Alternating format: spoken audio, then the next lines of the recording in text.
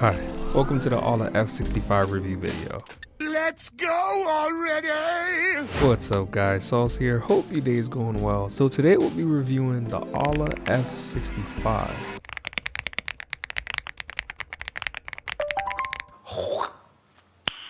Nice. Now you guys know we've reviewed the Aula F75, the Aula F81, and this is the 65. And if you've been on the channel, you know 65% keyboards are my favorite. So I really have high hopes for this keyboard. We will talk more about my opinions on the keyboard later on in the video. Shout out to Applemaker and Aula for sending this keyboard out so I could do this review. But before we get started, I would like you guys to know I released snow themed desk mats, and these are limited edition. They will be only for this holiday and they will be going away sometime in December. So if you like the way these desk mats look, go ahead and go get yours right now because they won't be on my store forever. Anyway, let's get started. So this is the Aula F65. You know, when the Aula F75 came out, I was thinking that keyboard in a 65% would be really good because I do love 65% keyboards. Now this version of the Aula F65 comes with the same switches that I got with the Aula F75, the Leobog Reaper, and those switches were really good stock. They did have a bit of scratch here and there, but overall they were solid. They are very clacky and poppy, not so much creamy or talky, but all of the foam in the keyboard made it sound really good together. We'll take this keyboard apart so you can see how much foam in there is in this keyboard. That keyboard is a bit thicker than this one. This keyboard is hard to take apart, but I'll show you how to take it apart and close it. Closing is a little bit harder than opening it because you run the risk of breaking the on and off switch, so you have to be careful when closing it. In the box it comes with the typical things like the user manual, a switch and keycap puller, a USB-C cable, and extra switches. Now this is a 65% keyboard that is gasket mounted. There are 67 keys, there is 5 layers of foam, and it comes with a 4000 mAh battery. This keyboard has south facing RGB and is fully hot swappable. This keyboard is not VIA compatible, so you have to download a software for it. The software is decent, it's not VIA, but it's decent.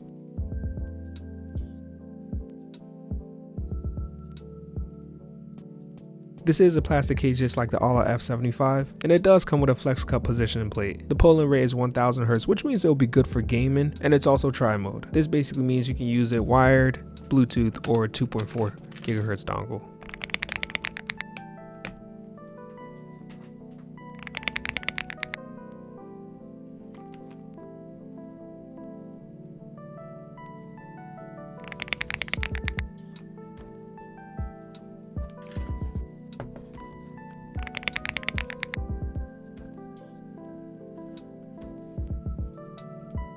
And as I mentioned earlier, this keyboard does come with Leobog Reaper switches, and I'll put the specs of them on the screen. You can get this keyboard in 2 different colors, the white one and the black one. When opening the keyboard, I find it easier to start from the bottom. I start by pulling the bottom outwards, and hearing the snap. There are multiple parts that need to snap, and you basically just pull it out, and then pull it up, out, and then up, and then just continue this process all the way to the front. Now putting it back together is the difficult part. You need to align this on and off button, and then when you're placing it down you have to make sure it's aligned properly with that switch. If not, you might break that switch and it'll be hard to switch modes. And that's basically it.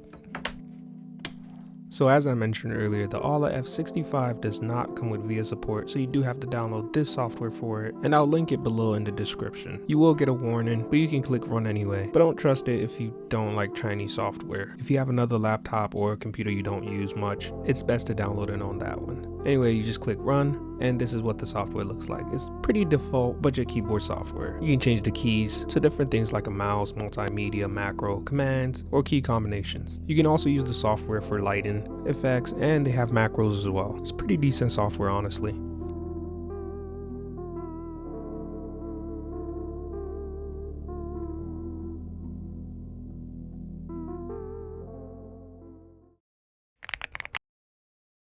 And for my final thoughts, I think this keyboard is very good. I do like the price, and I do like this is a 65% keyboard with gasket mount, 5 layers of foam, which is pretty good. Although I don't think it's better than the Aula F65, I think the foam on this keyboard is pretty solid. This keyboard does sound a little bit more hollow than the Aula F75. The switches are the same, so they sound very similar. I do love that this keyboard is gasket mounted. Tri-mode has RGB. You know, the keycaps are really cool, and it has a lot of good things going for it. I love 65% keyboard, so I like this keyboard a lot. I do miss the knob with the Aula F75. I've tried 65% keyboards that have knobs, so I really was hoping this keyboard would have the knob as well. But all in all, I think it's pretty good. It's tri-mode, gasket mounted, has RGB, lots of foam, and pretty decent switches. It's a solid board all around, and the price is actually very good. This keyboard for $60, you can't go wrong with that. It costs as much as a fully built out GMK 67 basically, which is technically not a bad thing because the GMK 67 is pretty good, and this has better stabilizers.